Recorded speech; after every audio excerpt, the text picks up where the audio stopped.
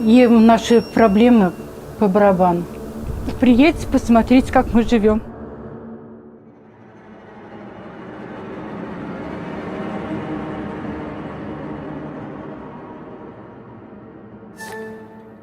Здорово, друзья! Все чаще в редакцию проекта «Татарстанда» приходят сообщения с просьбой придать огласке ту или иную проблему. Вот и сейчас мы не смогли промолчать и закрыть глаза на сообщение от нашего подписчика. И чтобы разобраться в ситуации, мы выезжаем в Пестричинский район, село Пановка. Уж больно там мутная история.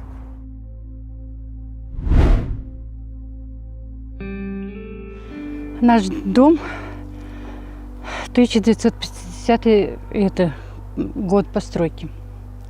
Вот. Он уже весь разваливается, весь. В 2006 году признавали его аварийным. Но что-то так прошло незаметно. В 2011 году снова признали аварийным. А мы уже сюда и не ходим.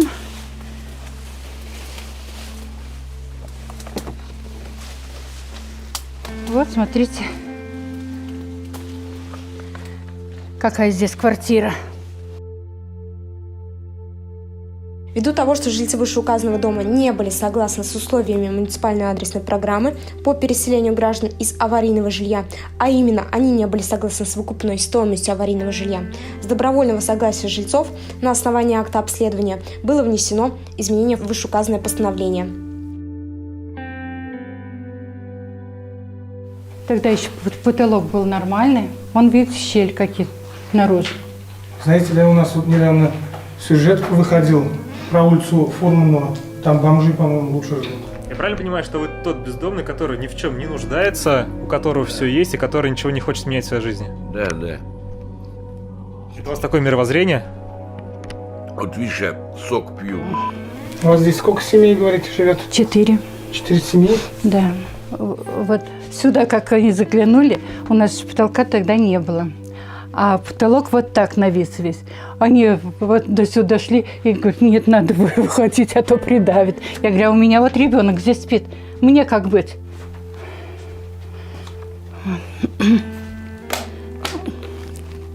Вот смотрите, как дышать. Вам приятно дышать здесь? Сыростью. Ну, не очень. Вот, видите, вон, все отлетает, все. После вчера я лежу вот здесь, вот из-под обоев вот такие 2 слизня выпали, вот здесь. Ну как здесь дышать? Дышать же невозможно. Это старый молокозавод. Это Вот я об этом хотел спросить. вот Оно действительно удивительное здание. старый молокозавод. У нас под домом яма. Вот, и из колонии вот снег. Видите, как колония сейчас близко? Как снег нагревает зимой выше нашего... все идет, все под пол. И ужи, и змеи, и кого только у нас нет. И слизни.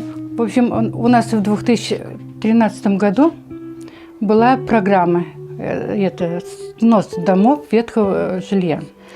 Стали мы документы составлять, что все, эта стройка начнется.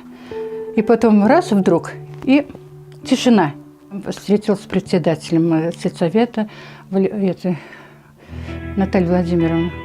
Она мне говорит, ну как, Марья Павловна, дом строите? Я говорю, ага, строим. Она говорит, и не построится. Я говорю, почему? А деньги ушли, говорит. Мы, говорит, сидели на совещании, и вдруг, говорит, нам предлагают такое, что какому-то генералу надо помочь материально. Вот. И эти деньги они повернули генералу.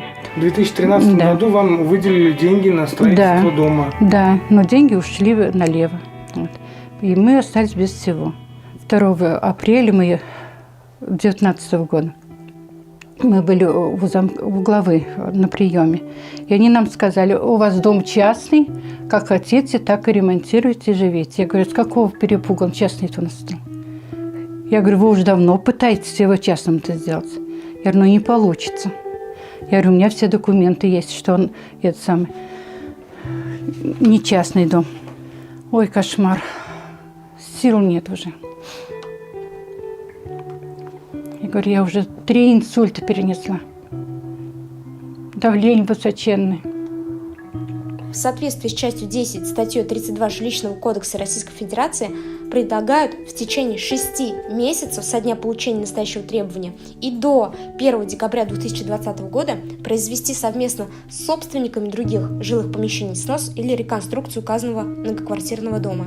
В случае, если в указанный срок снос или реконструкция дома не будут произведены, принадлежащий им на праве собственности жилое помещение и, соответственно, земельный участок, на котором расположен многоквартирный жилой дом, будут изъяты путем выкупа в порядке, предусмотренном статьей 32 Жилищного кодекса Российской Федерации.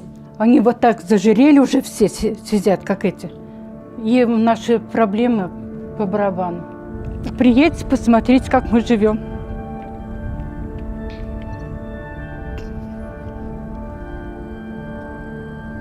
Ладно, я. Вот у меня муж умер этот раз. Я одна осталась. Почти 15 лет, 16. А что с ним случится?